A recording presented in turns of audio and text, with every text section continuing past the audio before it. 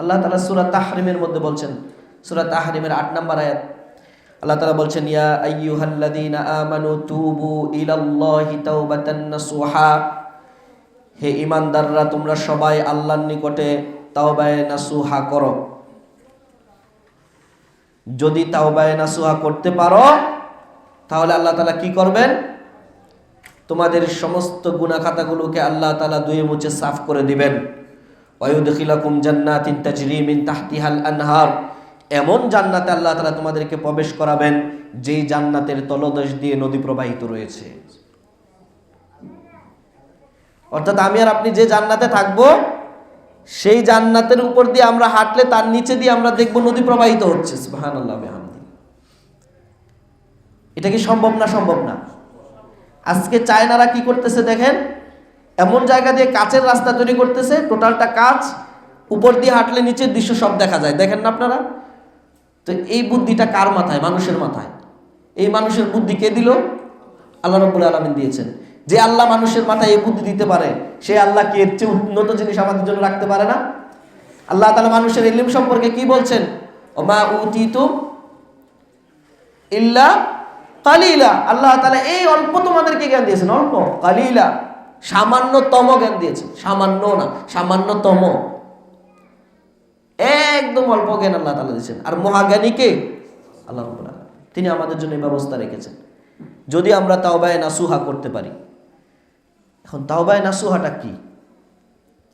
ইমাম আহমদ গাযালি রাহিমাহুল্লাহ তিনি বলছেন, তাওবায়ে নাসুহা হবে খালিসুন লিল্লাহি তাআলা, যেই তাওবা একমাত্র আল্লাহর জন্য হবে।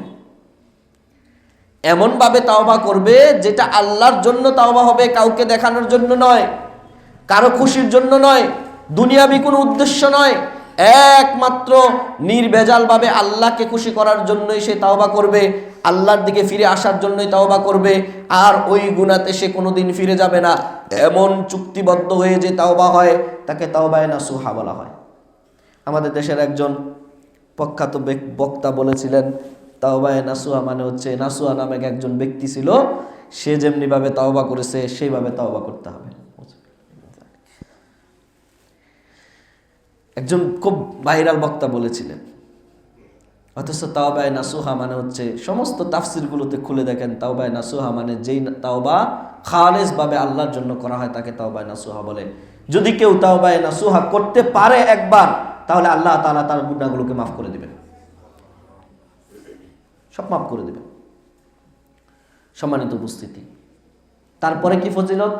তারপরের ফজিলত হচ্ছে আল্লাহ তাআলা শুধুমাত্র গুনাহ মাফ করবেন না, তার গুনাহকে আল্লাহ তাআলা সওয়াব দিয়ে পরিবর্তন করে দিবেন।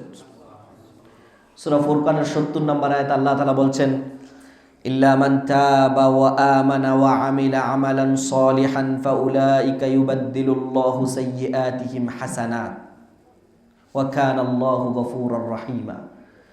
আল্লাহ তাআলা বলছেন, নিশ্চয়ই যারা তওবা করতে পারবে খালেস ভাবে, নির্ভেজাল ভাবে, এরপরে আমলে সালেহ করবে, ঈমান আনয়নের পরে, দেখেন তিনটা দ্বারা, তাওবা করবে, ঈমান আনবে, আমলে সালেহ করবে, তাহলে আল্লাহ তাআলা বলছেন ফাউলাইকা ইউবাদদিলুল্লাহু সাইয়্যাতিহিম হাসানাত, তাহলে তার জীবনে যত গুনাহ ছিল সমস্ত গুনাহগুলোকে আল্লাহ তাআলা পরিবর্তন করে দিবেন, মাফ করে দিবেন, ধুয়ে মুছে সাফ করে দিবেন।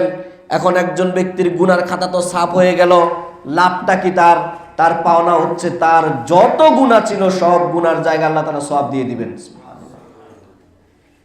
কারো আসমান পর্যন্ত গুনাহ, কারো আসমান পর্যন্ত গুনাহ, সেই ব্যক্তি তাওবা করে ফেলল, তাওবা করার কারণে আল্লাহ তাআলা তার গুনাহগুলোকে মাফ করে দিয়ে কি করে দিবেন?